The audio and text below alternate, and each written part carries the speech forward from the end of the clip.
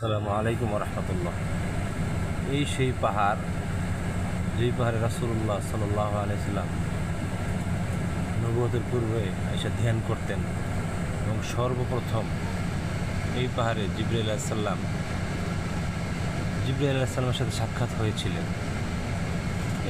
এই পাহাড়কে বলা হয় জবালে নূর। যেই পাহাড়ে গারে হেরা অবস্থিত, আমরা গারে হেরা নামে চিনি।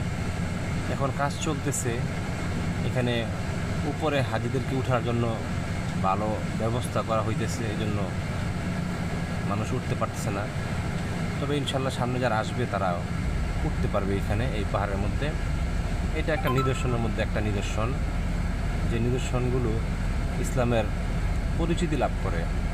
খাদিজা রাদিয়াল্লাহু তাআলা আনহা হুজুর পাক সাল্লাল্লাহু আলাইহি সাল্লামের জন্য খাবার নিয়ে আসতেন, এই পাহাড়ের উপরে কষ্ট করে উঠতেন।